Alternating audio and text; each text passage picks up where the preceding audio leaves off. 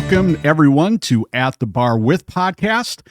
Welcome to the St. Patrick's Day special where we actually have an Irishman in the house. Yeah. The owner and proprietor of O'Donovan's Irish Pub, Dermot Cowley. How you doing, Dermot? Hey, Brett. Thanks for having me. That's awesome. Stacy, how you doing? Good to see you. Good to see you. Patrick, thanks for letting me join. Yes. Jean. Yeah, Jean, great to see you again. Great to see you. So are you going to be ready for the 1.5 feet of snow right before St. Patty's Day?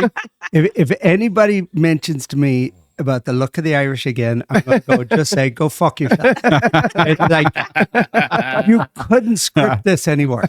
I know. It's just been one thing after another, and it's like, we're finally getting geared up and thinking, okay, It's over. we're getting back. Yep. And then now we get 10 inches of snow. Right. I mean, I remember one year we were at J.J. Murphy's, one of your pubs, and I walked in, it was probably 50 degrees out, and I'm bundled up, and, you know, I'm working from like early in the morning, and then you're like, oh, go take a break, or I think you sent me over to O'Donovan's to help out, and I walk out, and all of a sudden, it's sunny. I'm like, oh, what the? And 80 degrees out. Yeah. And it was like everybody's on the patio. It was crazy. And then like a couple of years ago, it was kind of like blustery 20s tomorrow. Last year I drove my motorcycle up to O'Donovan's for St. Patrick's Day. Yeah. Yeah. It was such a beautiful day. You know, we haven't had a St. Patrick's Day, like since COVID, it's never been the same. No. You know, and I used to half jokingly say, there's not an Irish pub owner in the world that isn't nervous coming up to St. Patrick's Day because you're going, is this the year the Americans go, screw the Irish, we're not going out and partying for St. Patty's Day? And you're all nervous, like, oh my God, would I own the only Irish pub that's not busy in the world? You're going, like, the stress of that is crazy. And then people show up and it's packed and you're going, oh, don't wreck the joint. Please don't wreck the joint. So it's only, you're just a basket case up until after St. Patty's Day. And then it's like, oh, we survived and we made money. It was brilliant. Can't wait till next year. Next year, yeah. What is the weather like in Ireland for St. Patrick's Day? You know, it's Ireland, it probably... It's fucking shite. Just say it. Just say it. Hey, you're right. It's cloudy. It's damp. It's fucking, yes. You can't It's cold and wet and shorts miserable. and nothing. Yeah. There's a reason we didn't have parades over there when I was growing up. I was fortunate to go to Dublin in March of 2022. And I spent a week there, and it was it was when it was sunny, it was windy and cold, and when it was dark, it was cloudy and overcast, but a little warmer, less wind. It was just fucking shite weather. Yeah, Yeah, and you ate McDonald's the most of the time, didn't you? No, I ate Burger King. Or Most Burger King. Burger King. Yeah, I went to a like a regular Irish place once, and I got some soup and a Guinness, and then the second time I did, I got a burger with a baked potato. I've never had a baked potato as a side, but that's what they were offering. I was like, fucking okay, They're good over there. Well, yeah, I'm surprised you got the burger. You're doing just a Guinness and a baked potato. Well, speaking of Guinness and a baked potato, Dermot, I see you brought in some wine, so I'm going to give you a pour here and tell us a little bit about this little ditty here. Well, it just got, actually, it's not even a full bottle. Somebody, one of the sales rep wants me to buy a bunch of 25 or 30 cases, so they're offering me a deal and they dropped it off for me to decide. Hey, fuck no! You're not supposed to put the fucking bottle onto the glass lip. Did you know that? Well, Yeah. I tried my best to please him when he was bartending at O'Donovan. Feisty today. When you own your own bar like Dermot and I do, You can do whatever you want. whatever you want. I always thought it was a big no-no to touch the bottle to the glass, but whatever. Or the lips to the organ. No, well, Good one. So what kind of wine is that? Napa Valley Cabernet. The cab. Yeah, nice big full body, beautiful wine. Clos de Val is one of the old wineries out there.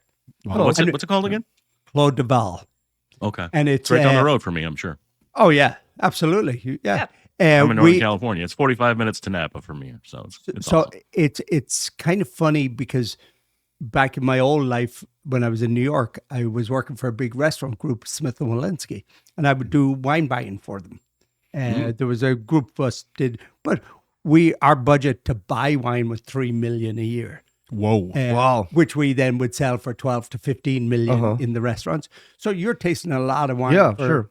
at $3 million. Well, for $3 million, you probably need treatment. So. Well, He didn't drink the whole thing. but a lot of wineries nowadays. So I've been in Minneapolis now for 28 years. A lot of the wineries, there's new wineries, new names, but it's all the .com billionaires or oil people buying up land that was partially Kendall Jackson or partially Gallo, partially Claude Val, partially Robert Mondavi. And they've these new names. And so people are going, oh, do you know this wine? And I go, never heard of it. But it's actually the same wine that I was buying 30 years ago for Smith Wollensky under a different name. Okay, so let me ask you this. The soil, the place that makes the wine and the grape, wouldn't it be the same, just a different name? That's what I'm saying. And can exactly you the same wine. Yep. It just has a different name. Yeah. Some millionaire bought 20 acres and now has his own name on it. Now you've been doing the wine thing a lot. Mm-hmm. And I don't have the taste buds for it. I've tried, when I worked for David FEMA at FEMA's and stuff, we did the wine tasting stuff and tried to learn. I have some friends that are sommeliers. How is your taste buds as you've gotten older? Can you still taste the differences? Yeah. I do remember when I started in wines, but I was a bartender at Smith Wollensky at the time when we started doing somebody come in and teach wine classes. Mm-hmm. And he's talking about the tannins and the black currant and the tobacco. Yep. And stuff. And I'm like, what's this guy drinking? I don't understand any of that. Yeah. And then you learn over time that there's certain characteristics to all wines and with spices and different things. So once you go and taste, the cool thing is go and taste different spices and then go, oh, I do get that now there. So when somebody talks about it, and then it becomes, okay, I understand. Oh, I see. A little better. Yeah. But like the palate. Like if you have caramel and then you have a bourbon that's heavily caramelized, yes, then it just pulls it out better. It's like, I get it now. Yeah, and then you choose what's your favorite, because there's like back 40 years ago, 50 years ago, you would get bad wines. Like wines would be oxidized, or you could buy some. Yeah. It's almost impossible to get a bad wine this day. Now, you may have some you don't like, obviously, but they make the production is so good now, and it's like wines are just. I love wine. I'm a huge. Speaking of wine, what kind of wine are you drinking over there, Gene? Boxed. Boxed. The Sauvignon Blanc. But you're going to be the true Irishman, aren't you, Brett? Well, I'm going to do Guinness, but what are you having?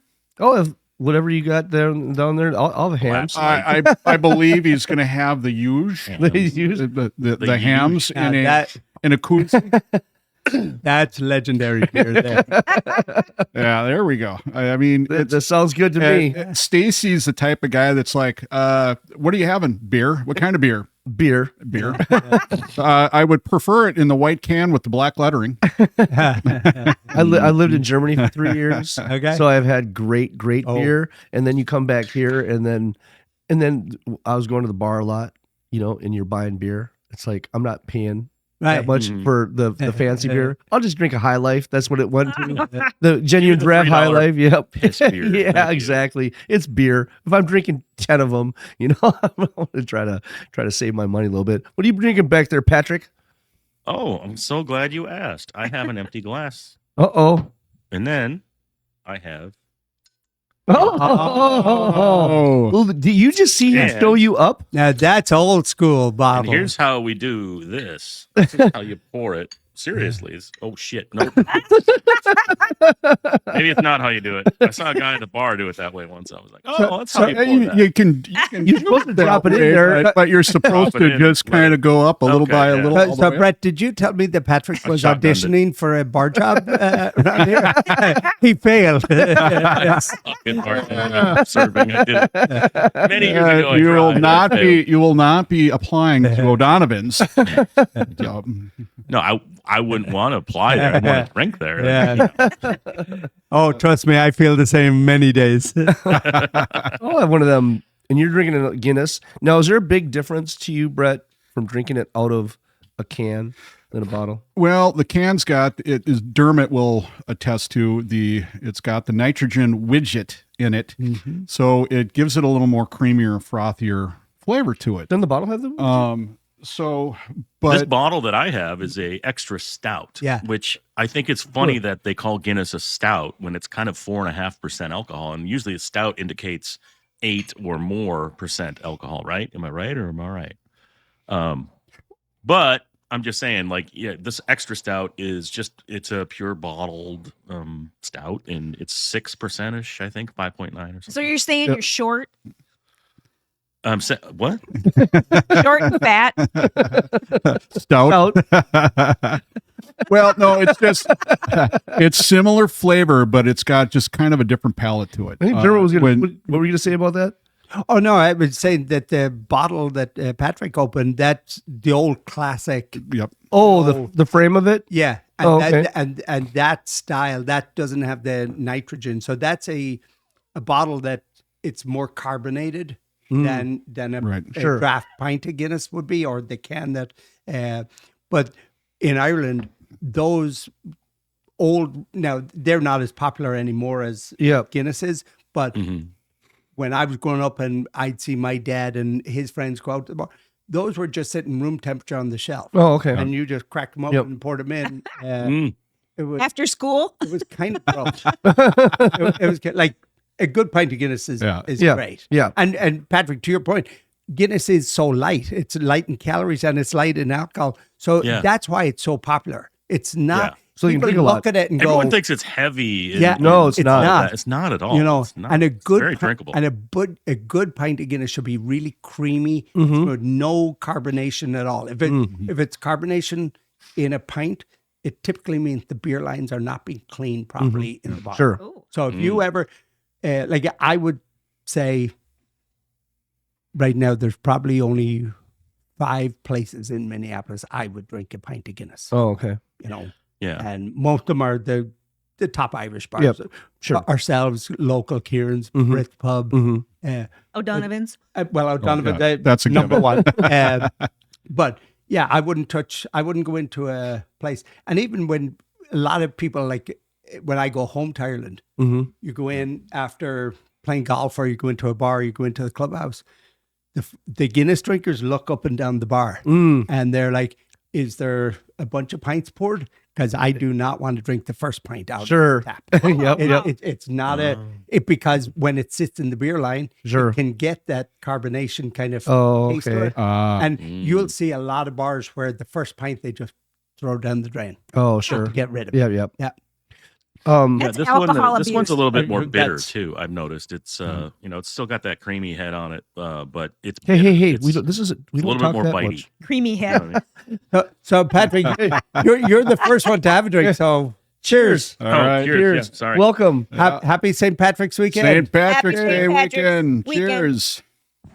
Yeah, we're not content with one day anymore. We want a full weekend. Well, I mean, if it's ever Yeah. on, I mean, I always looked at it like that. If it ever ended up on like a Monday or Tuesday, and you worked at the Irish pub, you were getting Friday, Saturday, Sunday, Monday, and God love it if it was on Tuesday, because then you got 5 days of, and it wasn't like you would just get bombarded just on one day. You had just steady all day for 5 days, and you made even more money.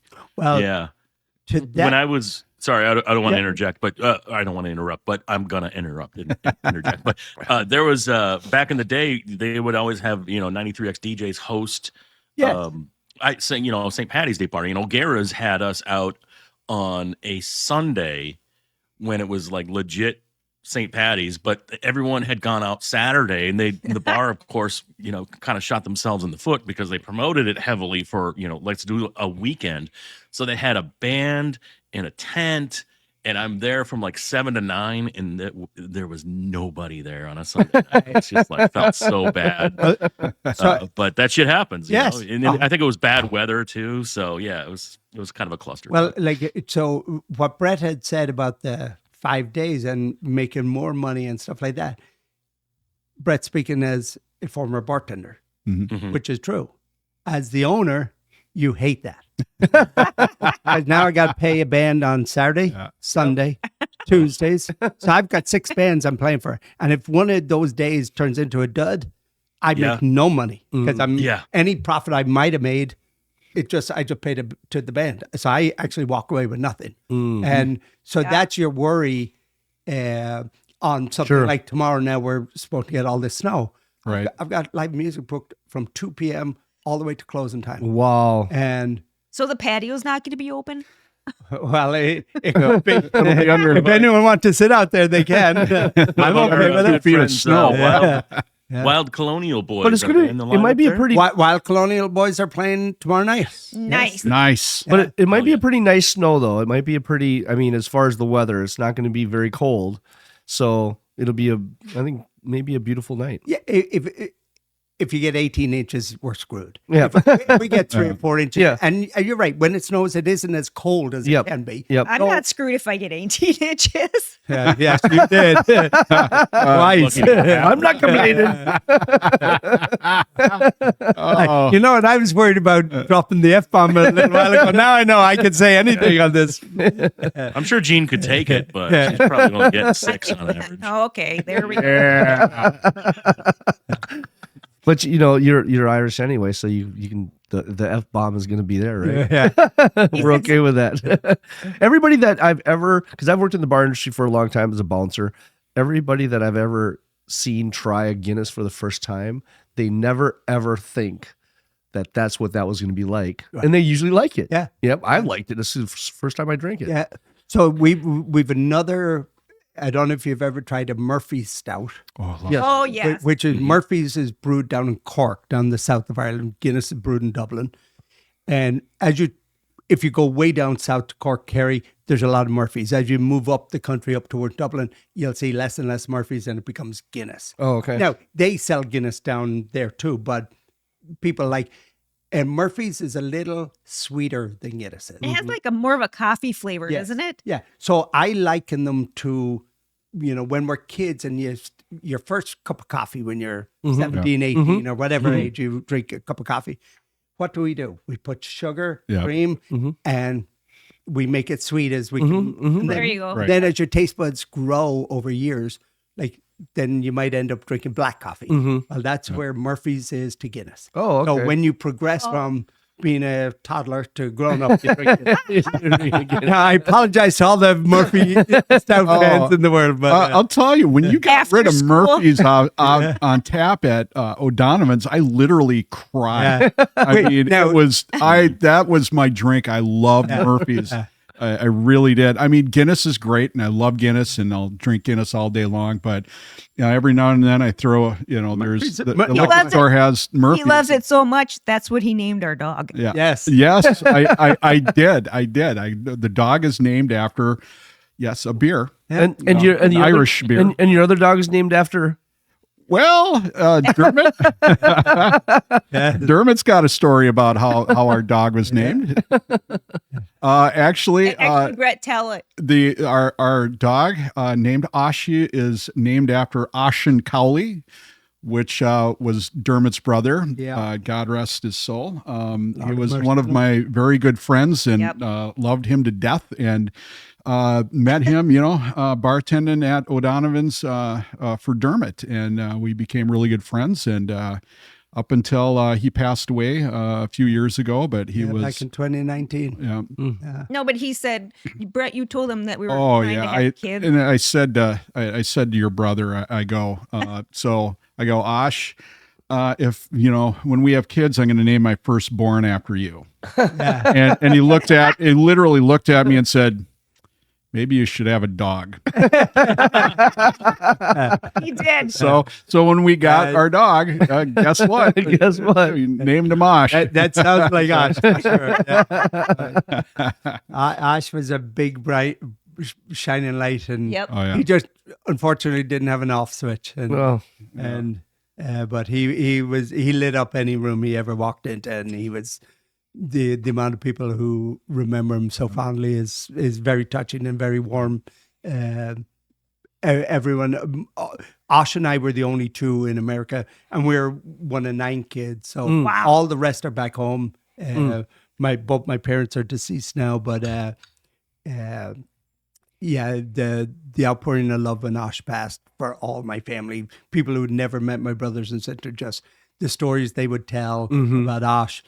Some of them, when he worked at the pub, I only found out after he died, and I would have killed him if I'd heard them when he was alive. So there was a few of those. Okay. well, then by God, I would like to dedicate this episode right here to Osh. Yep. Here, How's that? Yes. Cowley. Yes. Here's Osh Cowley. There we go. Cowley. love you, brother. Caution, right? May the wind always be at your back, and the whatever else.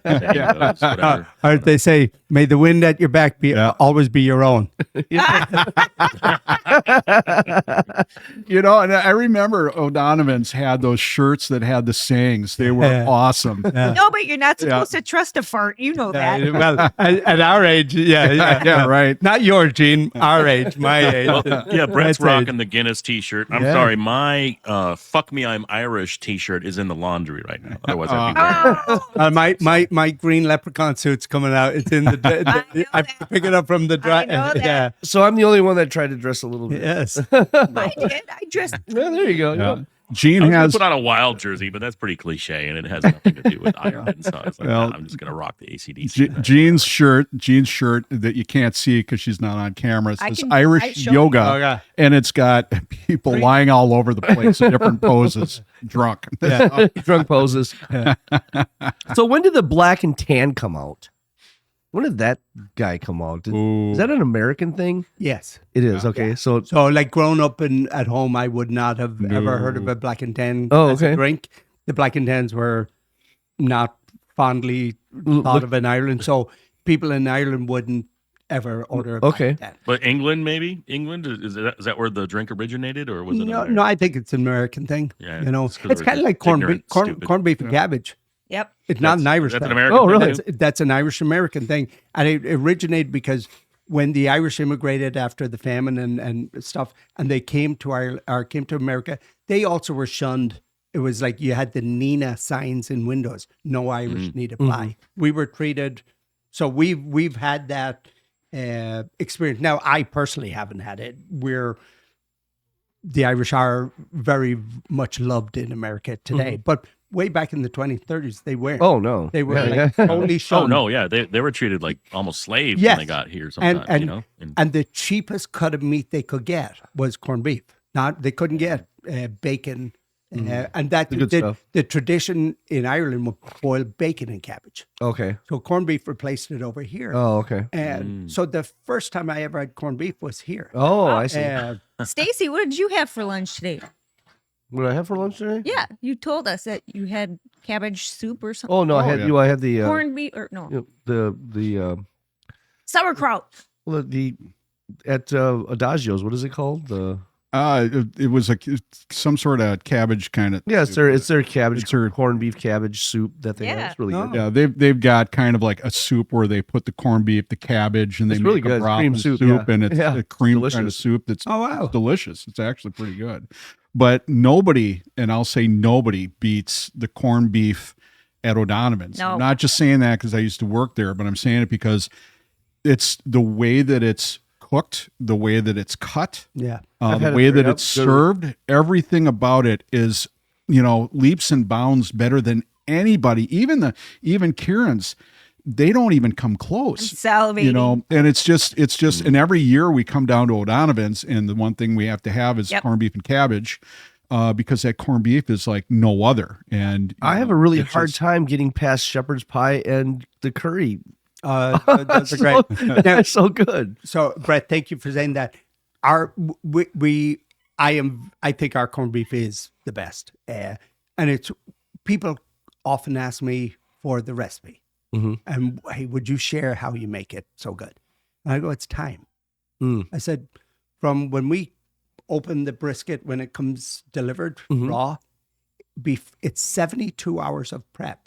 Wow. Before it's put on a plate. 3 days. Yeah. So so I tell people I'm happy to share the recipe. If you got 3 days to to- plan a dinner, go for it. Yeah. Or just come down here. We got it every day. yeah. And we take Yeah. that time. Oh, Kind okay. of like those folks that do barbecue like that. Yeah. You've got to get the right cut of meat. You've got to, make sure it's whatever temperature, then you season, then you store, then you heat slowly, et cetera, et cetera. There's like a lot of care that has to go into it. For sure. And one of the things, the most important thing for anybody listening, and if you want to cook a brisket at home for your family, when you boil up the brisket in the pickling spices, the big mistake most people do is when it's cooked, they take it out and they dump that the broth that was made in. They dump that? Most people do. Oh, you're And supposed to then use that, right? and then they will cut it up right away, which makes it fall apart. So how we do it is we cook it in that brine and the pickling spices. We take it out, we refrigerate all the briskets, get it cold. Then we trim all the fat off. We cut it against the grain in nice big thick, like maybe 1.5 inch thickness of corned beef slices. And then we take it back. We boil up that brine it was originally cooked in.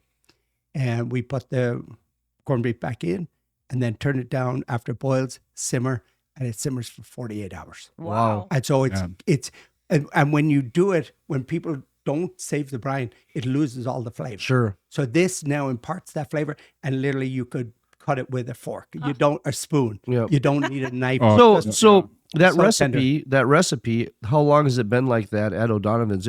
Did it start like that, or is that a recipe from someplace else? No, that's the way we've done it since day one. Day one. Yeah. Okay. Because we tried different ways of doing it, and and it was like, well, why are we dumping that? And Sure.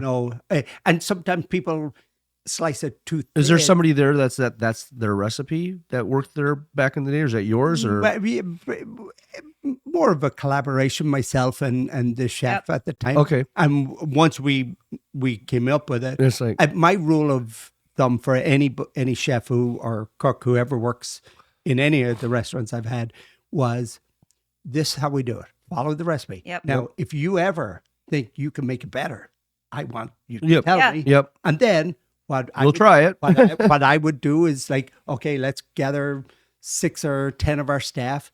You cook it the original way and cook it the way you want to cook it. We'll taste it.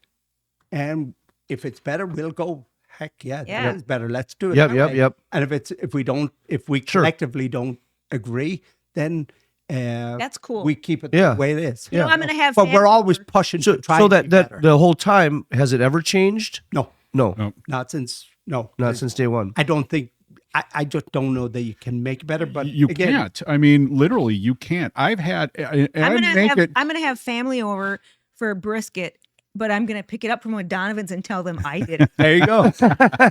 Now you're talking my language. but I'm telling you, I mean, I want to taste the best corned beef, and I've tried it. I've tried all the different Irish kind of corned beefs, and they don't have the flavor. They're tough. Yeah. They're cut too thin, but I mean, those big thick cuts, I mean, and then you eat it and it just literally falls apart. It just melts in your mouth. Should melt in your and mouth, right now I'm salivating. I'm celebrating. Well, guess what? We get to have it on Tuesday. And we're gonna be at O'Donovan's and enjoying it on Tuesday. You better make an extra I mean, batch. I love California, but man, there's a few things, and that would be one of them that I truly miss. Yeah. Oh, yeah. Good stuff like that. But I'll send you out a I care. think I I'll did send a you out corned a beef care myself once, package. and it was like beef jerky, man. It was like suck. Yeah, and that's the whole thing. I mean, even the Kieran's comes close, but when I mean by close, I mean they're not a vendor in the ballpark. They're out in the the parking lot when it comes to the flavor. It's O'Donovan's. I mean, and I've tried different places at in Chicago, which is big Irish, and man, not even close. No one does it like you do it, and and all the accolades there, because it's not just the corned beef, the McCafferty's Irish, the potato soup, incredible. The shepherd's pie. I know it's hard to get past it, and it's hard to get past that because everybody's recipe is a little bit different, but and I've had the shepherd's pie in Ireland, and yours is probably the closest to Ireland, and everybody, and I can tell because I'm eating it, and you get those square carrots. Yeah, those cube carrots that came out of the bag. This isn't. Come on, but I remember when you had the cottage pie with the little bonnets and stuff on that. I used to get that all the time because that was my favorite by far none. But you've always kept kind of making sure the menu stays in line with the people that are coming in, whether it's the sports people, whether it's people coming in for happy hour at the concerts, but there's always something there for everyone to love. And you change the recipe, not the recipes, but the menus a lot. Where's your inspiration when it comes to food? Because you're definitely a foodie. So. And a whiny. It's kind of funny. I'm more of a wino than a foodie.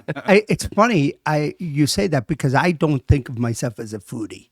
Like when you think of foodies today, are the people going out and they're trying different pompous restaurants assholes. and a little bit of like, oh look at me, I'm eating, but they're trying like the fusion stuff too. Like we're gonna take a chicken and marinate it in something weird.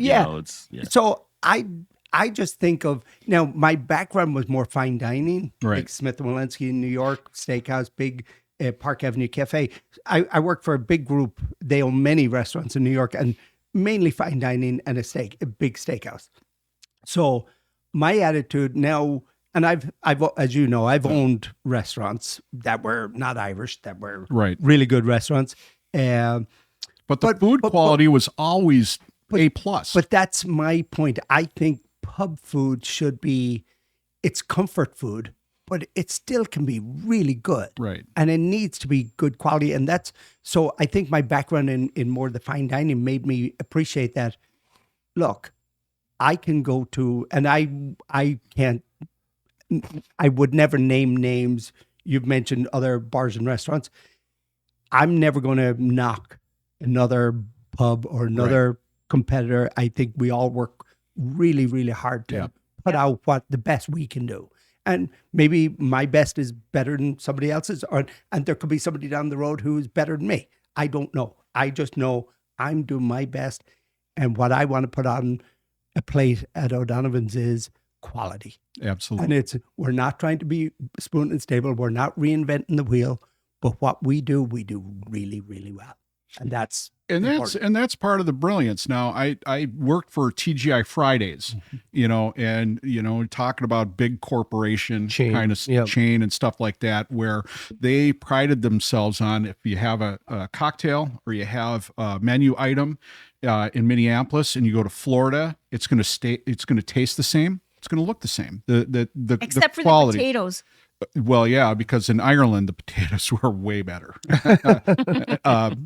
Just saying. But they had that kind of preference. But when I worked there, I quickly noticed when they got a new the new vice president, new president in, and the quality started lacking because they were cutting corners. They were trying to make things look too nice, and we're going to put it in a big bowl and charge you $1 more for the same thing. It's going to look more like there's more value, but we're charging you more.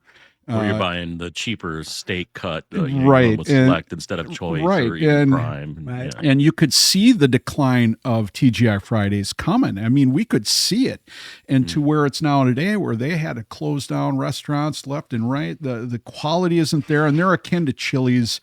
And like the Ruby Tuesdays when they were open, but Chili's and Applebee's now they don't have that pull anymore. Where TGI Fridays used to be the place to be, the bartenders throwing the bottles around, the food, the energy, the atmosphere, and it's not like that anymore. But because you left, well, but you've kept that kind of going with O'Donovan's, that kind of energy. Every time you go on there, there's an energy, and you've had different restaurants that you've built up and had to kind of pull back with COVID and everything else. Right. How did you keep going through those kind of difficult times? Lots of alcohol. No, it was really rough. It's like there's no way anyone could have predicted it. And through that period of COVID, there was like my brother's in the financial services business. He was never busier. He made restaurants, like I end up closing 2 restaurants during COVID, and I'd one that I sold. I was partner in, and I ran it. I was the majority, but I end up having to sell it because what I found out in COVID is it's actually harder to close restaurants than open them. Really? Wow. Really? Because if you have any investors or partners, Sure. Everybody wants a cut of the pie. Well, nobody's happy when you say, hey, unless we're writing more checks, we're going to close. And then you get to the point where, and it doesn't happen overnight. There's lots of meetings, lots of talks. And you get to a point where it's like, okay, we're going to shut down at the end of the month. Nobody want to pay anymore. Right. But guys, I do need another check from you because we got staff to final paychecks. We got some taxes to pay. We got some vendors to settle up with. We got Oh, bills. sure. And when you've partners who are not actually involved, just investors. Yep. You don't want to put another check out there. There's a lot of them who turn around and say, that's your problem, not mine. Yep. And so, Wow. so I end up having to sell a restaurant just to pay, Sure. to make sure. And one of the things that was super important to me was, you know, we've seen a ton of restaurants close in Minneapolis over the last 5 years. Oh yeah, tons. And we've seen a lot of restaurant owners get like absolutely tortured online in social media because they didn't pay staff or they didn't do something. So to me, the most important thing out of it was make sure your reputation is good. Right. Because there will come opportunities and this will pass and there will be opportunities further down the line. But only want to burn your bridges. Yeah. Only if you keep your reputation. Yep. Because if you get a bad reputation, nobody's ever. Now, thankfully, O'Donovan's, I don't have partners. I don't have anybody. I did at the start, but I bought them out over the years. And Which is interesting. I mean, the story that I've heard, and I've never asked you this, but how did you come from New York, land in Minneapolis, story, and then all of a sudden you just... Well, it's probably not all of a sudden, but you started as a server, right? Well, I was a server in New York. So I came over from Ireland when I was 18. And the original plan was, it was summer. Some buddies, we worked out in Montauk and stuff. And then... Montauk, where's that? Out in Long Island. Okay. Out by the Hamptons. You have some buddies that want to come out? Well, we were 18. We just finished high school and we came over to the States to sure. for summer. Okay. That was the plan. Okay. And being the shallow individual I was then, or still, maybe still am, we met girls and they were like, "Oh, I love your accent," and I was like, "That shit never worked at home." Hey, let's see how this plays out. So me and one of the guys decided we'd go into New York City, and we're 18, turning 19, like, and I was like, "This, wow, look at this place."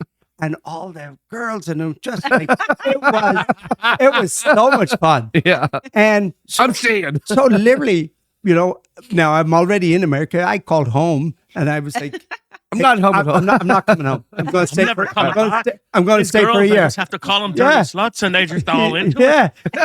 Fucking hell. Well, you know, I do tell the story, you know, as I said earlier, I'm one of 9 kids.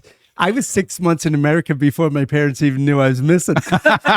like, didn't we have another run here somewhere? There's an empty spot at the table. Where the hell is he? No, my brothers and sisters were delighted that they didn't have to share 9 ways. There's only 8 ways now to share food. They were happy. Where's Dermot? Yeah. In his room. One of the kids ran out of the shoes that fit him, and they're like, "Go get Dermot shoes." Yeah, Like, yeah. Where the fuck is Dermot?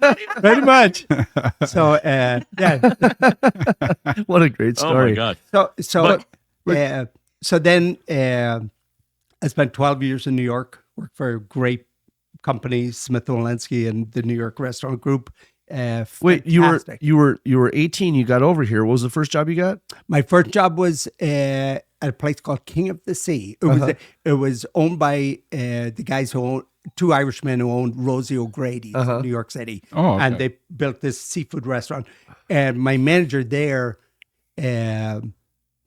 he actually got me the job at Smith Wollensky, and that was the only other company I ever worked for. So okay. I worked for King of the Sea for maybe 5 months, and then I went to Smith Wollensky, and I spent the rest of my time in New York. So Smith Wollensky is a restaurant? Yes. And what kind of restaurant is it? Big steakhouse. Big steakhouse. Yeah. Okay. Oh, it's not just a big steakhouse.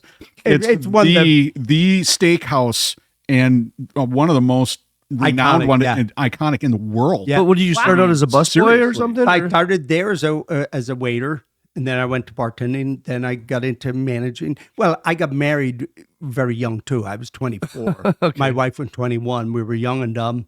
But 36 years later, she's still putting up with me. So, Well, that's not young and dumb. well, but we, so once I got married, I realized, because my goal was to open a bar of my own. Okay. Was that always the dream, or? Kind of, yeah. Okay. Because I got a job at the age of 14 back home in Ireland in a pub. Oh, okay. Well, yeah, after school, you'd go there and... And now I just turned 60 3 weeks ago. I've never worked in any other business in my life. Wow. All I've ever done. Okay. And I love it as much today as Yeah. I do. And the silly thing, I'm telling this story earlier today to somebody who had asked me. When I built up and I got the 4 restaurants going, I end up being in the office more and more. And I was thinking, and I remember one day, it literally happened just like this. I was driving from my house to my office, a couple of miles away. And I kept driving and driving and driving. And I spent about 3 hours in the car because I didn't want to go to the office. And I was like, you're a moron. I said, if somebody had hired you and said, hey, there's the corner office, I want you to be there and oversee these restaurants, I'd have turned that job down. And yet I put myself there. Just little by little, because I thought that's what, as the CEO of this company, I needed to be kind of sitting up here and looking at what I really love is being in the restaurant, meeting people and talking to people and getting a hug.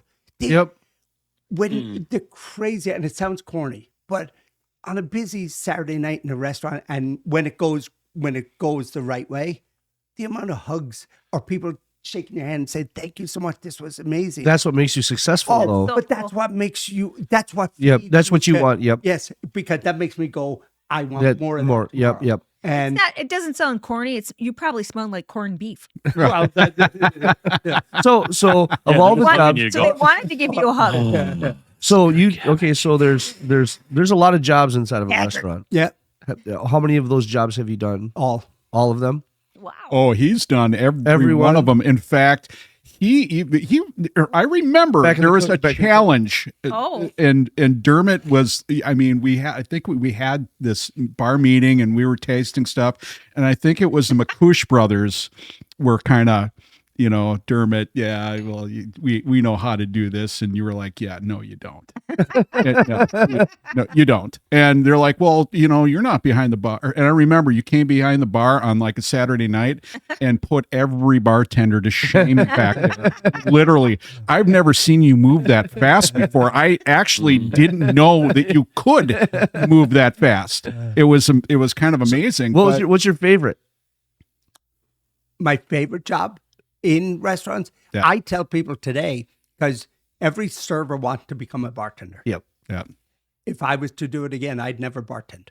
Okay. I'd be a server. Oh, be a server. More money, less time, more flexibility in your hours. Yeah. Okay. Because, if we open and like tonight, the bartender has to be there from open to close. Yep. Now we've two, they split, but they're there. There's nowhere else. Whereas the servers get to bail when they're done with their shift, and the bartenders got to wipe down every fucking bottle. They got to fucking refill the ice, all that bullshit. 100%. And if the crowd leaves at 7:30 because they're going to a show, well, 3 of the servers can go home now. You're done. You made your money and you're gone. The bartender has to be there till close. I remember that. I wouldn't. That'd be the one thing I wouldn't do. And I tell young people today, You think you want to be a bartender. You think you want to be?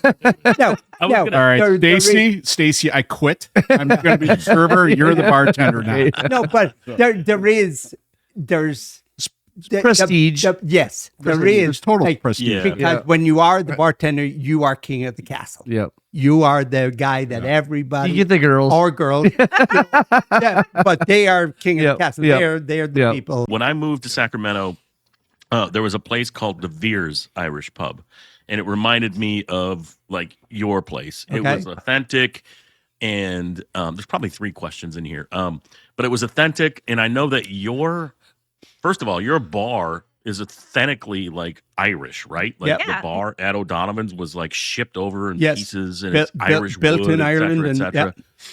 Yeah, so I mean that's cool. A lot of but people this- don't even know that. I don't Yeah, that's true. This De Vere's pub was so like on point. So I want it actually closed during COVID, so that sucks. So the first part is, how did you were you ever close to closing Is the during space COVID? available? I think it is. It's on Okay. 15th and L. Let me know. But, I'm gonna get on a plane. Yeah, let me know. no, but and then you know, it was just a bummer because it was the place to be for St. Patty's, like you, and then they had a community about, you know, if there was soccer or rugby Sure. or all those other European sports and interests going on. They were like dialed in, just Yeah. like you, and it's just fascinating. Like you've got these fabulous places, and they lost it during COVID. Were you ever close to losing it, or did you just have enough bank to kind of ride it out, or? I wasn't in danger of losing O'Donovan's, but I closed 2. I had Jake O'Connor's out in Excelsior. I had McKinney Row, which was Yeah. brand new downtown Minneapolis over by the Viking Stadium. Oh boy, and And- that was I don't know how you guys put that up, but that was one of the most incredible looking bars I've ever Yeah, seen. yeah. I mean, it really was. That I took the inspiration, and I was very heavily involved in all the designs of Nice. all my restaurants, and I knew what I wanted, and it was beautiful, and I really, really thought that was going to be the crown jewel of what I had been able to do, and unfortunately, it pretty much sank the ship because we spent $5.5 million building that restaurant. Wow. It was Wow, it was yeah. For probably a 3% margin of profit. You know and what I mean? and It's so like, it didn't last. that's a tough business. So that was really tough. But O'Donovan's, I was able to save, and that's the calculation was, even though I knew downtown was struggling, you know, O'Donovan's right beside Target Center, so Timberwolf, Strip Yes. club.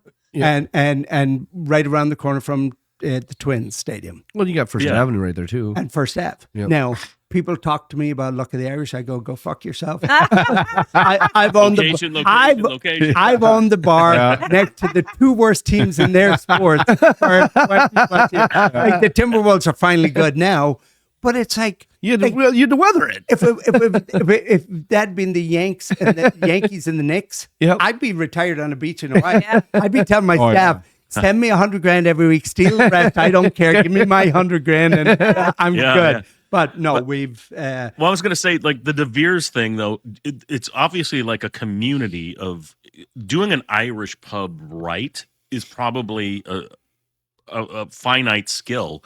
And I felt at home there, like I was at O'Donovan's when I walked into the place.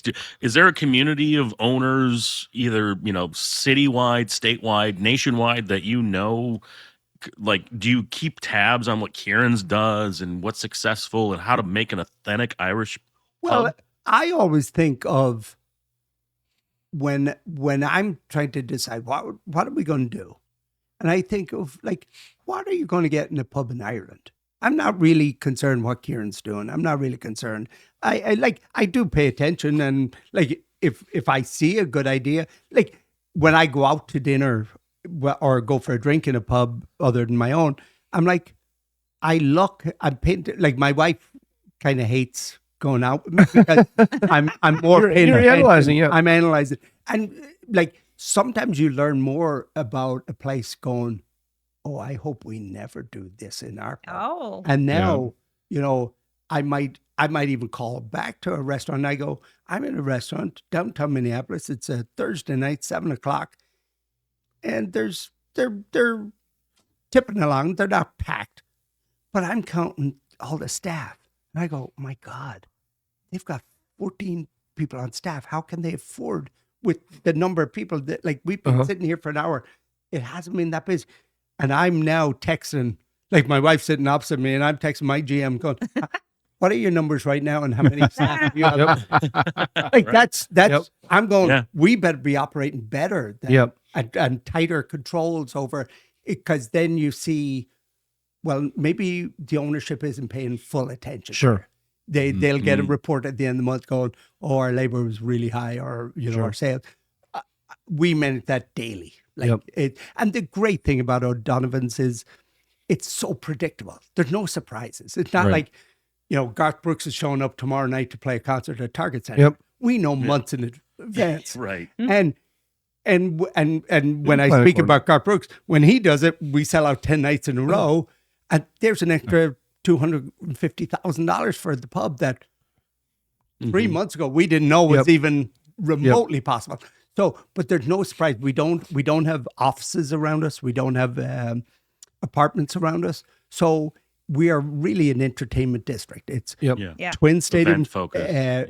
Your destination. Yes. So and we have our regulars, obviously. But some of those things can, as great as they are, some of them can work against you. So when, you know, if the Timberwolves are really, like, you take the Ricky Rubio era. Oh yeah. And I say this. Oofda. And I say this to people. I go, the Timberwolves should really invite Ricky Rubio back to play at least 5 minutes in that arena when it's full, because he never saw it all. Like, his whole 10 years here, they were drawing 4,000 to 5,000 people. Wow. But 4,000 to 5,000 people in Target Center still means the parking lots are filling up, because that's a lot of cars. So they're charging $20. So my regulars don't want to come down and pay $20 to come in and have 2 beers and say hello to Dermot. So it actually can drive people away. You know, so it's a double-edged sword living like that, but it is very predictable. So you can manage your, especially labor costs. Like, I know I need 10 people today. I only need 2 tomorrow. Now you had a big change with Block E going in. How did that change the whole dynamic of everything?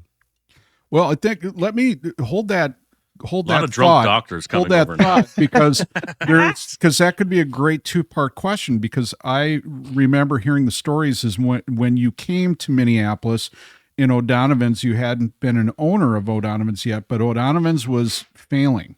And then you came in and, you know, the story has it, you literally saved O'Donovan's from going under. How did that happen? So when I came to Minneapolis, my first job was with David Fema. Okay. I worked at Minneapolis Cafe. And so, and while I was working there, Kieran Folliard, who owns Kieran's and the local, came in and had obviously heard I was an Irish guy kind of managing David's. And I love David. And I don't know if you know, FEMA's just closed last Saturday night. Oh, I didn't know that. They just closed. They're done. The St. Paul. No, the one in downtown Minneapolis. On 7th Street. He just closed it last Saturday. But I love David. And David, some people, like I saw online, people roasting him and stuff, but I love David. I think he's wonderful. And then Kieran Folliard hired me to open the local. So I was the GM that opened the local for Kieran. And what year was this? Back in 97. Wow. 97. Wow. Okay. And Kieran fired me after a year. he fired you after a year. We did $5.5 million in our first year. Wow. We got the first 4. Stephen Brown was our chef. Stephen Brown was your chef? Because the original local was the bar as you walk in on that beautiful bar that was created by. That sounds familiar. Where was that located? So I could. It's right on 9th Street and Nicollet Mall. Yeah. Okay. Or 10th Street Nicollet. Yep. Okay. And the whole bar was hand carved by one gentleman, Nathan Stanley. Nathan just passed away a few months ago, but I'll never forget because I was in there and I'm watching, and Nathan come in. He had a bottle of brandy, like he was very eccentric. person. Bottle of brandy. He sat on couple of milk crates, and there was nothing in there, just the space. And he, on napkins, drew what he was going to make, and then went away and made it. Never measured, never did anything. Wow. I came back and hand carved everything. Wow. It is absolutely gorgeous. But on the other side was white tablecloth fine dining. Yeah. That's where Stephen Brown came in, and that's what my background. So being Irish and grown up in the pubs, but then the fine dining was we also got the first 4-star review from the Star Tribune from Jared Meagers. Hadn't handed out a 4-star review in 6 years. Wow. And we got it. Wow. And Kieran fired me. Wow. Because he thought I'm too tough on the staff. And I'm like, Kieran, we hired 100 people in the space of 2 weeks. The idea that they're perfect for us or we're perfect for them is like, You have to be tough at that point. Smith Wollensky, we used to view it that if you've 20 out of that 100 after a year, that's success. Yep. Yeah. And now you keep bringing, it's not like you just went down to 20 people. You still have 100 people, but they're changing out.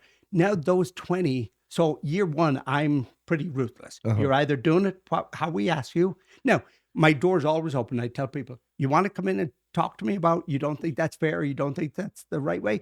Again, kind of like I said about the food. If you have a better way, tell me. Yep. I'm all open to better ways. But then year two, maybe you 50 people that have stuck around. Sure. And 50 are new that year. Well, those 50 are helping me police the new people. They're going, no, that's not how we do it. That's how we do it here. So by year 2, year 3, I'm just walking around patting people on the back. Thanks for a great job. You're doing awesome. Appreciate it. And every once in a while, there's one single employee you have to Rein in a little bit. Yeah. But you have to be pretty ruthless in, year 1, year 2, to just so if you're not on board with how we're doing it, you have to go. We can't do it. Kieran didn't believe in that philosophy. Sure. He thought, no, we can make everybody happy. We can do it. And I'm going, you can't. Yep. And so It's just not for them. So I end up getting fired. And the first time in my life the only time in my life I've ever been fired. And So you're like Gordon Ramsay. yeah, now. Oh. Yeah. No, but in a good way. Well, I wish I had his money. But now it, so after that, then it just, I was like, I've done this enough for other people. Yep. Time to do it myself. So that, And then to Brett, and this is a long-winded answer. Right. So O'Donovan's had just opened, and there was a gentleman who owned it, and he'd never been in the business. Really, if he had talked to me before, I'd have told him, save your money. Don't. You've never done it. He was 55, 60 years of age. And this was still like 97-ish? Yeah, 98. And so was Block E still a parking lot? Yes, Kind of reference back that? then, Okay. yeah. And so, so he called me up and he's like, Dermot, and I'd helped him out a little bit, and I had friends who were bartending there and waiting tables there. And so he was like, hey, I got to get out of this. He goes, would you be interested in buying? I go, yes. And so that's got to be a big yes, though. Wow. That's got to be a very difficult yes. Must have had a good FICO score. Whoa. that was Was that hard to do? no, that was really exciting for me because it was like, oh my God, I'm finally going to get an opportunity to own my own place. Now, I said to him, I said, well, I need to look at your books and stuff like that. And he goes, we don't really have books. and he What? He'd been open for about 11 months Wow. at this point. Wow. And I go, and he goes, but there's the office. Every receipt, every piece of paper is in there. And I'm like, okay. Oh, shit. So I said, I'll come in Monday morning and I'm going to recreate your books for you. But I don't trust anything you've got. Yep. Now, I know your POS, your point of sale system says you did this much in sales. Well, your bank doesn't correlate to that. Why you deposit in the bank and what the POS. So we're going off bank statements. Yep. We're going off what you told the tax man. Yep. And I'm going to call the major vendors, Cisco or US Foods or JJ Taylor Beer, Phillips or Johnson Brothers in the liquor. they have good records. Yeah. So I'm going to ask them to send me everything you bought, and I'll recreate your books. So what I found out was that his cost was about 160% of his revenue. So he was losing. Yeah, he was losing $25,000 a month. You'd have to spend 160 to make. You have to know a lot about the industry Yeah. to be able to walk in and do something like that. Yeah. And then he ended up filing for bankruptcy before he and I could ever do a deal. Oh, okay. So then I found out that there was a company in Ireland that built the pub. As you talked about, it was built in Ireland, shipped over piece by piece and reassembled here. Mm-hmm. The owner of that company never got paid. So he actually ended up agreeing to take an ownership position in the pub.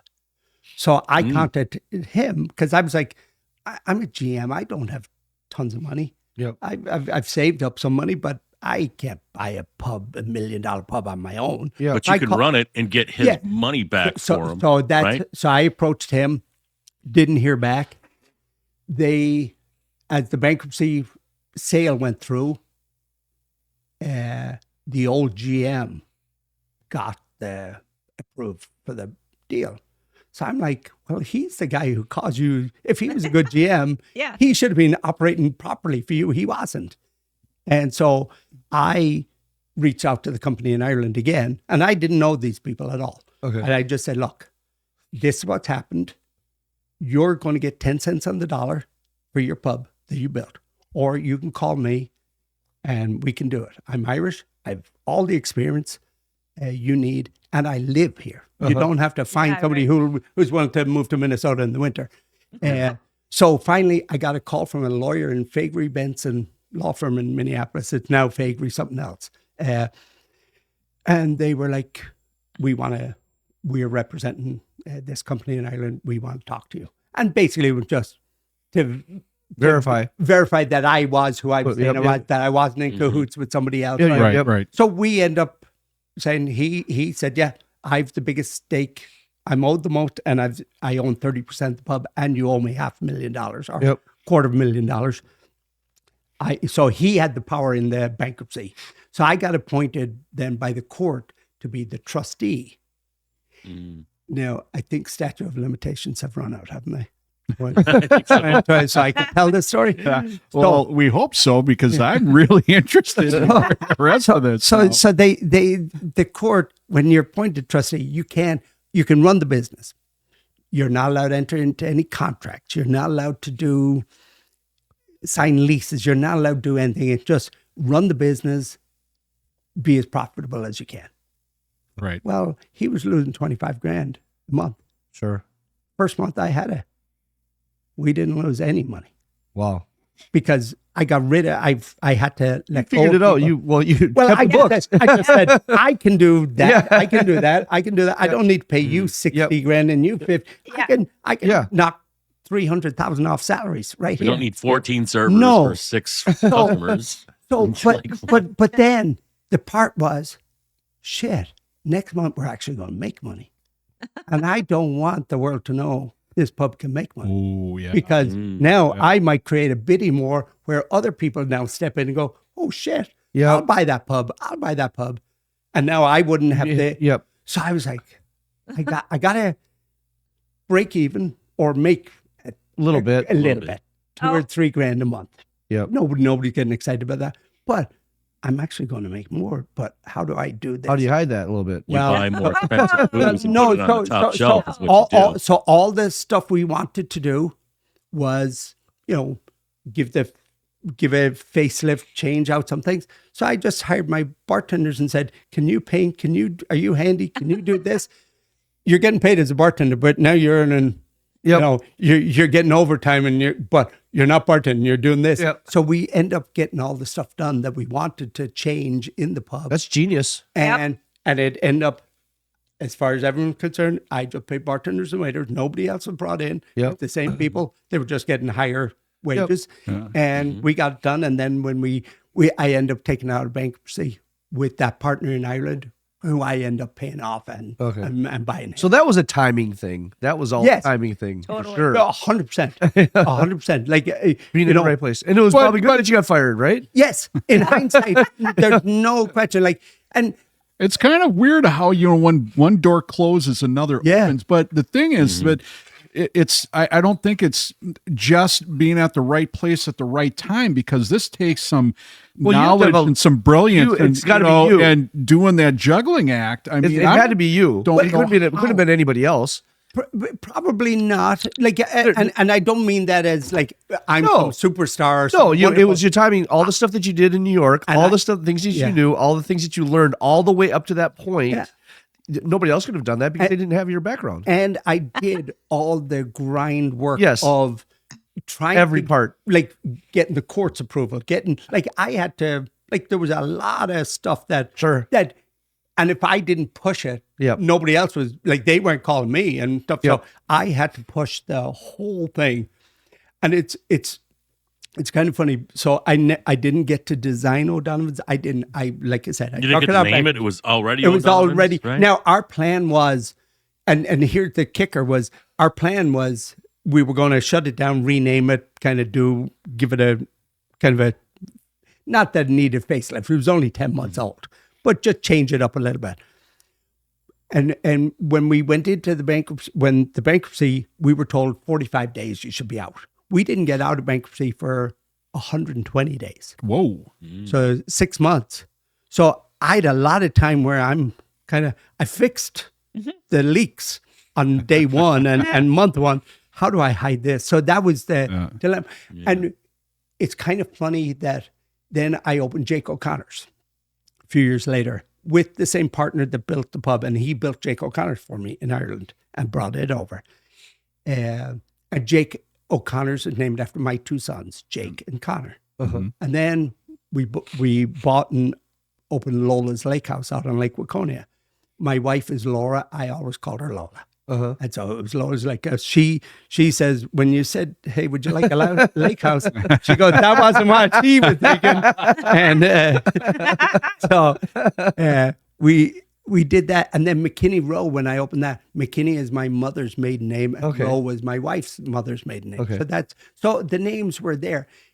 And yet O'Donovan's, I didn't have any say in that, but O'Donovan's with the little engine that helped make everything all else. the others happen. And without O'Donovan's, it would never have happened. Sure. And there was a little part, like when I had a choice, which restaurant, I knew through COVID, I could only save one. Yep.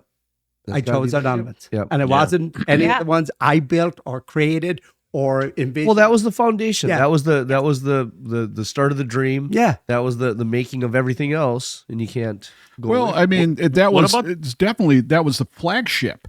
Yeah. Of everything. And and working for you was great. I mean, you threw me into all sorts of different situations. JJ Murphy's, you put me at Jake O'Connor's, running kind of the floor and stuff like that, and bartending at O'Donovan's. So, and I always loved it because I think you saw in me a little bit more, and I think you were trying to prep me for more of a management kind of stuff, because you kept pushing me in these directions to go that way. And I'll tell you, there's something about O'Donovan's. Maybe it was because it was my first job at a real Irish pub. The most fun I've had in a job ever. I mean, literally. But even working at a Jake O'Connor's and JJ Murphy's, they just didn't. I mean, they were great pubs, but O'Donovan's, there's something about it. I mean, I can't even put my finger on it, but it just keeps me drawn back. So even coming to it's now. We do it every year. I make sure that I have St. Patrick's Day off, because the place I gotta be. You know what? It has the ambiance. It has that. It came from Ireland. Yeah. You have a feel there. Yeah, Patrick, you were going to ask something? And that building is in Purple Rain, isn't? Is it not? What was it? What's the history of that building, though? It wasn't O'Donovan's then. I think, no. But there's like a storied history with that corner, the whole thing. Yes. First Avenue used to be a bus depot, and etc. But what was the building like before? So when prior to O'Donovan's, and it's funny because I met my wife in New York, and she's a Minnesota girl. So when I came out first, and we were just dating, and I was living in New York and she's living in Minneapolis or out in Minnetonka, and we dated for 10 months, long distance, flying back. One weekend, she'd fly to New York. Her dad was a pilot in New York, or captain with Northwest Airlines back in that day. And so she could fly for free. That's nice.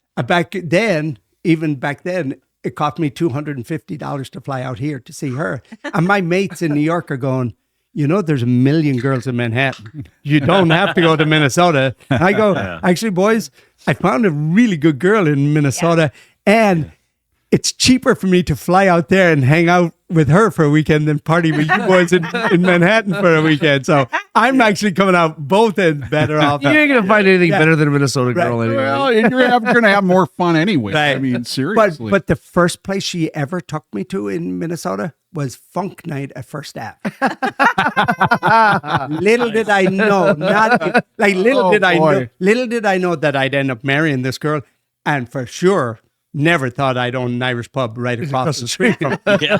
And now I've had that pub for 28 years or whatever it is now. And then you also talked about your favorite jobs. You did not say music booking guy, but you have actually helped the music scene. So thank you in that regard. But I've gone to O'Donovan's and experienced great music. What am I trying to say? Just spontaneous jams, things like that. So what's the music part of it? So I mean, every Irish pub has to come alive with music, yes, right? Yeah. And I was fortunate. I got to know some, I'm going to get in trouble if anybody listened to what I say here. Who's your favorite Irish band? Well, Wild Colonial Boys, hands down. We know. They've been on before. We love them. I think there's only a couple of good Irish bands in the Twin Cities. Now there's plenty of them. But what about the bagpipes? Bagpipes, that's they marched in. Yeah. Oh yeah. Yep. And we'll have them on Tuesday, 7 p.m. Tuesday. Oh, now, nice. That means they'll probably show up at 9. I don't know. Those guys run on their own schedule. I love it. Hey, are you guys going to reserve a table for Brett and Jean then? Absolutely. Or are you going to make them stand outside in fucking freezing? Oh, we always. I always warn past team members.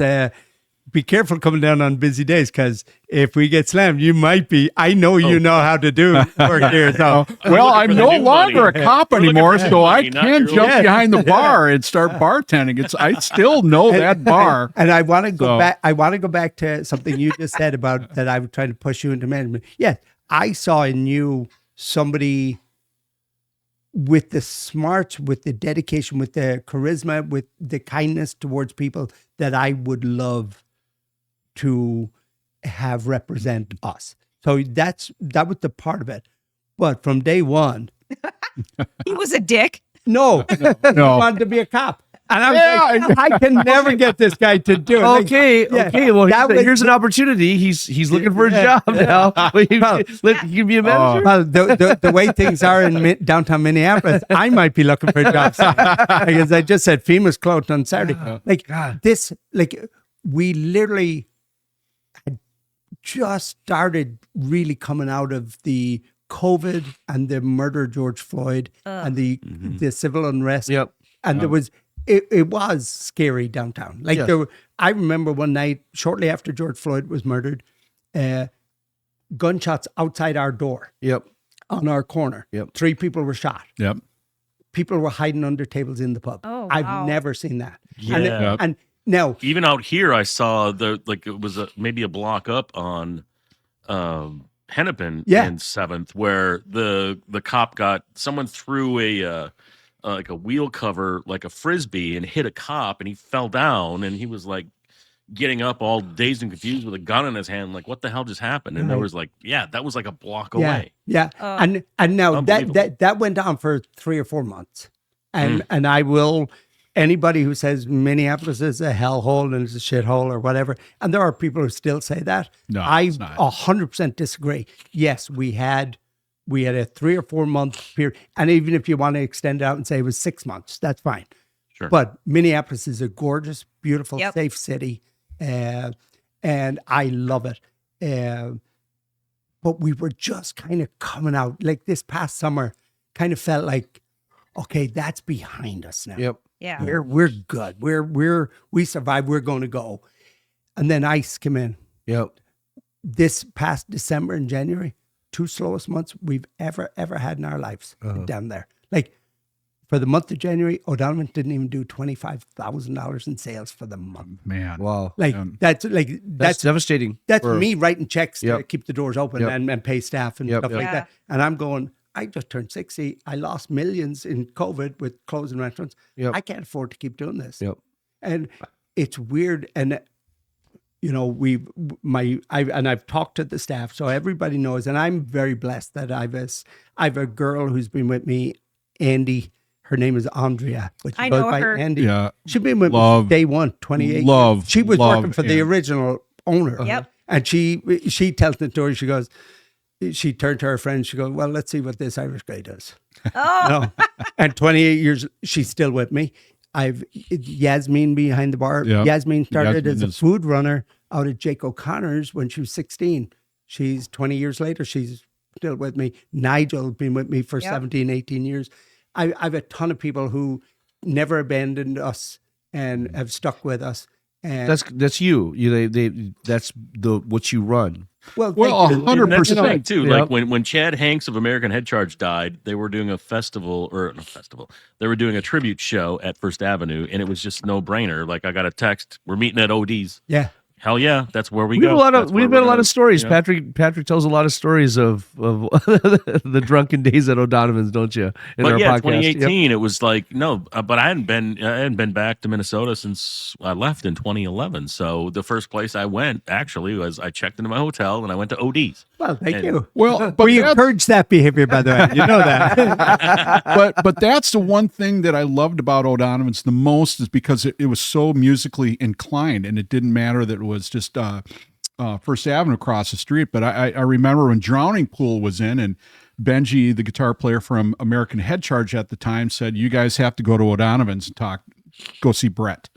And then they brought the entire bar from First Avenue over, and it was me and Coots. Yeah. And we got buried. We went from like 3 people to 300 people at the door waving money going, pick me, you know. Yeah. But And I don't know about statute of limitations, Dermot, but Brett was always giving the bands free alcohol, like in the thousands of No, dollars. no, So you no. might want to. There is no Get off the statute of limitations checkbook. that cover that. Like that. Actually, you know, that's why I showed up tonight. I've an invoice for him. I have an invoice. Yeah, no, I got about $250,000. Hey, one weekend, $300 probably. It's no, just easy. Patrick, if I'm sending an invoice to anybody, it's to Glenn Taylor and the Poland family for robbing me of what should have been a great year, 20 years. Your team sucks. now- and it costs me money. No, I've something to say about that, but I still haven't answered the music. Yeah. So I think there's only a couple of really good Irish bands in the Twin Cities. Wild Colonial Boys are number one, hands down, for me. And I would rather have good music than shitty Irish music. Absolutely. Amen. So and it go back to what we talked about earlier. I always think of what would be happening in a pub in Dublin or a pub in my hometown now. Yep. They're not playing Diddley Idol, Yeah. like stuff. They're listening to rock. They're listening to so long as it's good music. Yeah. And that's what. And then when I opened Lola's Lake House, I had a GM out there, Stephen Weinzerl, who's still a great friend. His whole family are wonderful. But Stephen used to book all the bands for the Boathouse bar that was part of what we bought as Lola's Lake House. So he had a whole big contact.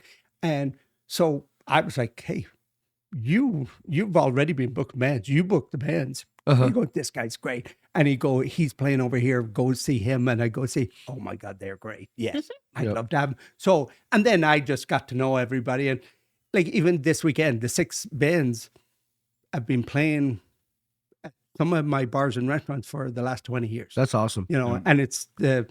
like I've a Place that they got to go. I've about a group of 15, 20 artists that are fantastic. Yeah. That's awesome. Well, So- and he's being a little modest because I mean, when we had Drop Dead, the Dropkick Murphys, and then we had some of the other major big Irish bands. I remember when the Dropkicks came over. I mean, the manager came over looking for you. Yeah. Where's by name?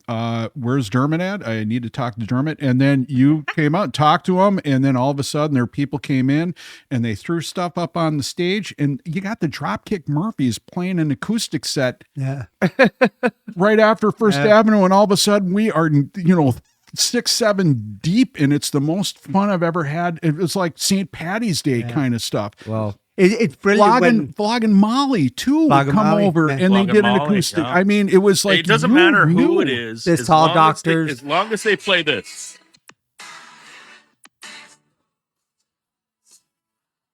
Who the fuck is that? That is so cliche. I'm sorry, that guy. I'm like the guy yelling "Freebird" from the back. Yeah. But the whole Alice. Who the fuck is Alice? Song? Dermot, you should have Brett dance on the bar in a kilt. No, Hey. no, absolutely. what I really want to hear is like, so Patrick was talking in an Irish accent. I want to hear your best American or Minnesotan accent. Oh, Can you do it? Oh, you Can you do it? So Dermot, I dated a girl from Northern Ireland for about 6 months. She'd come over from Derry, London Derry, but they call it Derry up in the north. Yeah, you don't call it no fucking London there. Well, so no, I listened to this girl talk for Hey, like 6 it's a months, good- and I fucking loved it. And I it's the only accent I could fucking do. But nice. I just they don't say no. It's you know. Now respond in the Minnesota accent. Well, I was going to say, are you sure she wasn't from Pakistan the way you're talking? Oh, I'm not so good at it. Okay, fuck off. I thought it was good. Never mind. Oh, I got to do that. That's classic Dermot there. Pakistan. But don't you know? Don't you have? Can you do a Minnesotan accent? You're dating a girl from Minnetonka. I suppose she talks like this. I'm about. I'll be about later. That's about that's pretty good Tony and Tina's wedding stuff. Oh, don't you know? You betcha, yeah. Sure, you know, yeah. Yeah, I suppose a guy could. You could do worse. So anything on the agenda for you now? You're 60 years old. Hit the big 60. Yeah. What's your next 10 years look like? I think, again, I'm kind of an eternal optimist, a glass half full guy. I think my best chapter is still ahead. Yeah. Yep. I'm looking. I don't want to rush anything because I'm a big believer. Especially in our business. Well, I think any business, you can't fall in love with the idea before you sign a deal. Sure. Because you'll make a bad deal if you get emotionally attached to a space or something going. So I'm looking constantly at restaurant spaces and opportunities. I've talked to a lot of people. There's plenty of restaurants that are built that are sitting empty that landlords would love. Any cities that you're looking at that you like, or I've considered even going back to Ireland. Oh. I've looked at Nashville. okay? I would love to own a bar in down yeah. We would definitely go down and see it yeah. since we're down and our families in Clarksville. So. But the crazy thing is, bars you could have bought, Yeah. 5 years ago or a building for $500,000 is now $15 million. Sure. Down, especially on Broadway. It's crazy. So I'm now looking more suburbs. So Victoria, I actually just looked at a place out in White Bear Okay. this morning. White Bear's a nice place. Yeah. And Victoria is booming big time. Victoria, Victoria is absolutely. Hugo booming. is building up that area. yeah. And I've gotten offered a place back in Excelsior, not my old place, but another place. I wouldn't go back to Excelsior. Stillwater area. Stillwater. I was helping out a guy this last year with the idea that maybe we'd do a deal and stuff. It didn't materialize. We are still talking a lot. The old freight house out in Sure. Wow, that would be great. and it's the gentleman who's owned it. He's owned it since the 70s. Okay. But he's getting up there in age, and he's 85 now, but he's still active, still really engaged, still wanting to open a new restaurant, still like he's almost my hero. Because I remember years ago, my wife asked me when we'd opened McKinney Row, she's like, Dermot, when's enough? And I go, it's not about enough. I said, like, It's the passion. It's the passion. I need something to get up and do. I said, like, Lola's out there. You got Steve, you got the chef, you got sous chefs and managers. They do the day-to-day run. I still direct the chef, but they're doing the day. I need to get up in the morning and have something to do. Well, for years though, I got to tell you, it's some things that that people don't know about you that I do. The first thing is that we used to call you King Midas. Oh, because everything that you touched turned to gold. Literally everything. I mean, good God, you opened a restaurant, success. You just had that thing. You just knew how to do it. But you were also about community. And I remember when one of our cooks, his family was in trouble because his apartment building burned down, and immediately, boom, you were right on it. And you had this, everything that had everybody coming in. We're Monday, come in, we're going to take care of Jorge. Yeah. And we did. Yep. I mean, we took care of him. You did. This is all you. I mean, your strength has always been community and all the things you did. St. Baldrick's, or Cancer for Kids. I mean, just the amazing things that you've done as a proprietor, as an owner, as somebody that does it. You've always given back. It's never been take, me. It's always been that's what makes them successful. The people. Yep. And that's what has made you successful in everything that you do, and why we called you King Midas. Because I literally, you probably never knew that, but you did. Because again, everything that you did was golden. And again, community was such a big deal. And that's why my heart was always with O'Donovan's, always with you.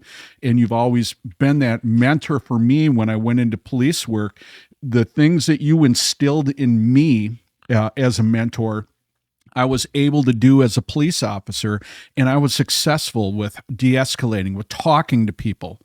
I'm looking at a job right now where the person that was looking into my background for this position said, man, how did you know how to talk to people? How did you know how to talk to people? I told him, I'm like, Dermot Cowley. Literally. You're going to make me cry. That's so sweet. Thank you. Because, we don't, a gentleman, Eddie Hoagland. Yes. Eddie was a sales rep for Breakthrough Beverage. He was with JJ Taylor when he started, and I just saw Eddie last night because he was going to a show, Jesse Wells, over at First Ave last night, and he came in the pub, and I hadn't seen him in probably close to a year. He's now working straight up in St. Paul. He's not in the city, in Minneapolis side, but he would tell me I don't know how we got in the conversation, but he goes, "You taught me a life lesson years ago when I was starting out." And I go, "I did." and he goes, "Yeah." And he tells me, he goes, "It was when you opened McKinney Row." He goes, "I was over there and we were talking, and there was a group of people, and Eddie said, I made a comment about, oh, those are my lines all there on the beer taps." Uh-huh.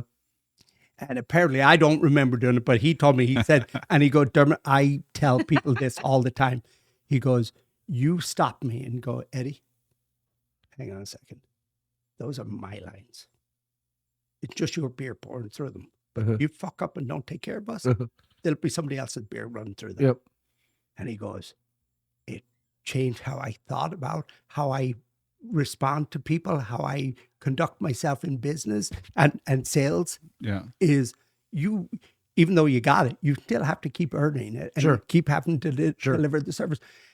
Now, he told me this last night, and I have no remember of saying that to him, but apparently I did. So, and it's like, well, when you're as successful as you are, the things that you do, all those things come out naturally. The things, and that's why you're successful. Well, obviously, yeah.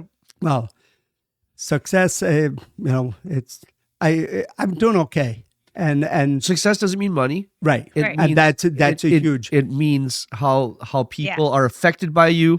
That's globally, 100%. Yep. And that's something I've only learned in the last few If years. you die broke, you would have affected a lot of people. Yes. In their life. Yeah. Right? And that as I've gotten older, I realized that's actually more important than, any dollar. Well, yeah, because we die, we don't take it with us. Right. You nobody else gets your money. Right. Right. Yeah. But they get your knowledge. Yeah. They get your persona, everything that you've exuded on them, and the lessons that you've given. Yeah. Yeah. And I guess my thing is, like I said earlier about, and Gene, I was saying how corny it is, that getting hugs at night. Well, Yeah. if That's what it is. If I can have all the people that I worked with over the years say, he was a pretty freaking good guy. Yep. None of us are perfect, but All right. he's a pretty good guy. Yep.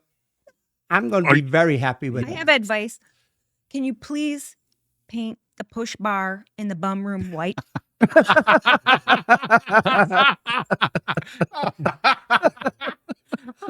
Or for those of you, that's going to be an inside joke. Yeah. I don't even know what the hell that meant. What the hell? Paint the That's a What? story for another time. But I just wanted to say, you impact a lot of people, and I was so happy to be able to get you on the show. I've always wanted you on the show, on the podcast, to And talk Dermot, about. Are you there? Are you there Are you there at the pub every day? Pretty much.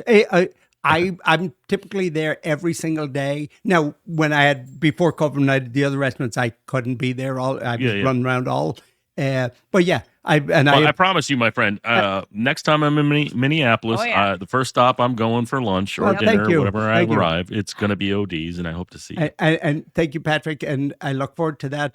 But after COVID and I only had O'Donovan's, I went back down there and I told my staff there, I apologized to them. I said, guys, you're going to see me a lot. I've nowhere else to go now. I don't know if they cried tears of joy or tears of sadness at that, but they've gotten used to it. I am there every day. They're going, oh crap, the boss is here. Yeah. Oh. I got to paint the broomstick white. Push bar. I think we're wrapping up here, but I'll tell you one story. It's funny. Years and years ago, we're really busy. It's Friday night, and somebody comes out and says, hey, just so you know, somebody threw up in the bathroom. And I'm like, oh, crap. And I look around, and everybody's busy. Waiters are busy. The cooks are busy. The dishwashers are busy. Bartenders are busy. And I go, Brett just looks busy. you're the only one who's not busy right here. So I went in, and I get the gloves and the mop and stuff, and I go in, and I clean up, and some guy comes in to use the bathroom, and he's doing his business, and he goes over, and I can see him. He keeps eyeballing me, like kind of, and so he's washing his hands. And now he dries his hands, and he stops, and he goes, "Don't you own this place?" And I go, "Yeah." And he goes, "Why are you cleaning up here?" I go, "I know." I said, "I thought owning a bar, I'd be getting drunk, getting rich, and getting laid. And look at me. I cleaned up puke." So it all went wrong. So, That's good crack. That's good crack. it's not all it's cracked up to be. It's not. Thank you so much, man. Yeah, Dermot, Yeah, thanks they're for good crap. coming on. It's been a little bit of nostalgia. I miss working at O'Donovan's a lot because I got to tell everybody out there watching, this guy taught me a lot of life lessons, and I couldn't be where I'm at without him. And I know it rings true for a lot of people. When you say shining star, I always think of you because you are. Thank you so much. And if you're out there watching, make sure you get down to the O'Donovan's. Yep. Yeah. Get out there. Consider yourself invited. It'll give you Tuesday. thousands of dollars of free drinks. That's how it goes. I mean, you just say, "I know Brett." So whenever you're in the Minneapolis area, please stop down at O'Donovan's Irish Pub. It's 700 First Avenue North. Yeah. Right across the street from the Target Center and First Avenue nightclub. Perfect. Great food, great alcoholic beverages. Great owner. Great owner, great staff, Yeah, great great everything. Bar. You Ship do over yourself from a Ireland. favor and absolutely go there. I still do. I mean, it pulls me every time I'm there in Minneapolis. I have to go. So please stop by. St. Patrick's Day is coming up, and see Dermot. You know, he's going to be wearing all green, this ridiculous fun outfit. I love it. You won't be able to miss him, right, No, no. Dermot? So you know how the story that I saw it online. And I'm like, oh, I'll buy this. It's ridiculous, but I'll buy Is it. it one I'll of these buy it. like onesie jumper things It- with the it- fucking it- hat? no, and it's shit? a green suit with shamrocks all over it, the pants, everything. So I buy it and I don't say anything. I just buy it and I'm waiting on it to get. So 3 days later, my eldest son, Jake, comes to me and he goes, Dad, look at this nut they're selling on Facebook. Like you can buy, look at it, it's cheesy as crap. And I'm like, oh, I better not tell my father. So I just waited until St. Patrick's and put it on and I go to him and go, how do I look? Like, he goes, you're an idiot. And before we go, Patrick, you mentioned about First Ave in our building and the Prince connection. So Yeah, when yeah. they did the movie Purple Rain, Uh-huh. it was filmed right at First Ave and parts of it and our building. So there's a scene in Purple Rain where Prince is coming out of the alley on the motorbike. Yeah. That's the alley right behind the pub. Nice. Yeah. Oh, that's our- nice. that's our alley. That's your And And alley. there's like a hotel sign, Yes. even though it wasn't. Yeah. It used to be a hotel, maybe. There or was they back. put it up there. I Yeah, don't no, know. that used to be a hotel. It's now the Seville Gentlemen's Club. but Right, it used to right, be a hotel way back. And I told you I Yeah. rode my motorcycle there. Yeah. I parked in that back alley. I sure did. See, That you is and awesome. Prince. You and Prince. That was awesome. Yeah, there's your connection to Prince. Yeah. Wow. Well, there's also a connection to some people I had to wake up sleeping back there. Oh. But, you know, good people, though. I got to say, thanks for watching. We can't do this without you. Make sure you like, subscribe, and share if you like the podcast. If you like Irish food, Irish drink, and a great Irish atmosphere, please make sure you head down to O'Donovan's Irish Pub. What we're going to do is we'll put Dermot's website information at the end of the podcast, so you can kind of look at that and make sure you get down there and check out some of the best digs in the city. And best food. Exactly. Thank you, guys. We'll be And back. If you mention Brett is a pussy, you get free corned beef and cabbage. And that's at that De Vere's pub that's closed down by you. Yeah, we get anything they want. Yeah. 1521 Elm Street, Sacramento. Okay. Yeah. No, Donovan's in the Thanks, folks, for joining us. We'll have another guest next week, and we'll see you soon.